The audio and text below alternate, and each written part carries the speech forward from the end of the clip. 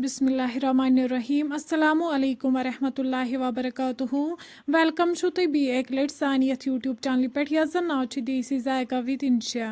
Video start करने brought अगर तुम सान चैनल पे नई छु सन यूट्यूब चैनल करो सब्सक्राइब वीडियो करो लाइक तो शेयर बे दीजो पनुन फीडबैक आज बनाओ इस कॉकुड़ तो चामन यमिच रेसिपी बह तुह सत शेयर कर तो करो इस रेसिपी स्टार्ट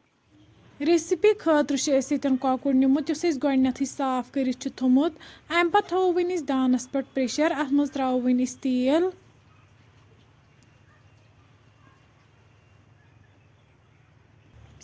तेल गरम गि त्रो वन तथ मज कॉकुड़ तो करहन असल पे फ्राई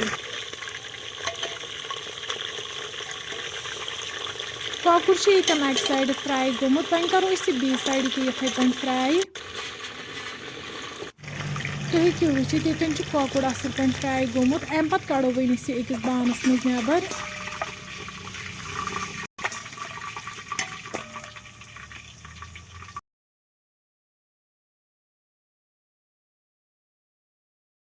तुम हेकु वुचित कॉकुड़ मकलो फ्राई कर अम पे करो वन तिलस मज चामन तो फ्राई ये अकिस बाउल मज सर्द आब निमुत वन चामन फ्राई कर यह त्रो वन सर्द आबस मज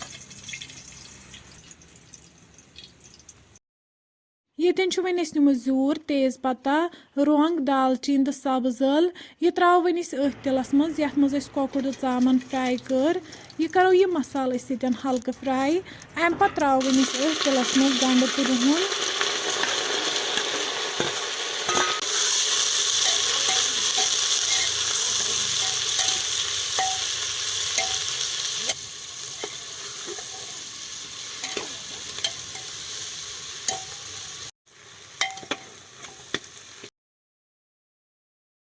गंड तो रुहन फ्राई गोमुत अम पे त्रो वन तथ मज आब कप बी त्रो वन तथ मज लेदर चमचो डोड मरचांगन चमचो तो बादियान पाउडर चमचो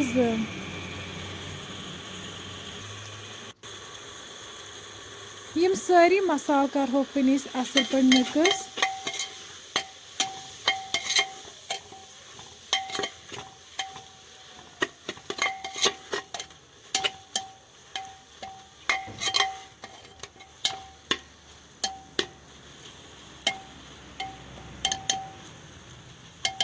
मसाल गई असल पे मिक्स गंडस सत लास्टस पे त्रो वन तथ मज आब लीटर ओड बी त्रो वन तथ मज नून चमचो अम पे त्रो वन तथ मज कॉकुड़ तो चामन यस फ्राई कर थमज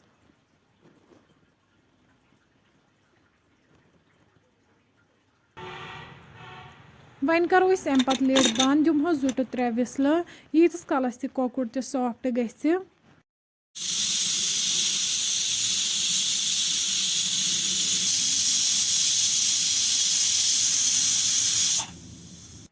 त्रे विसल बाद खुलाव वन लिड तुम हेकु वुचित सन रेसिपी ये बिल्कुल तैयार लास्टस पे त्रो वन मेथ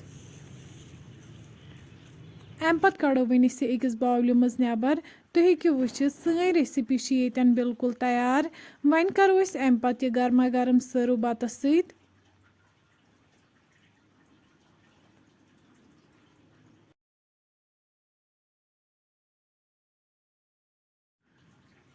फ्रेंड्स अगर तुम सोन अजुक वीडियो पसंद आमुत सन यूट्यूब चैनल करो सब्सक्राइब वीडियो करो लाइक तो शेयर बे दीजो पनुन फीडबैक अल्लाह हाफिज़।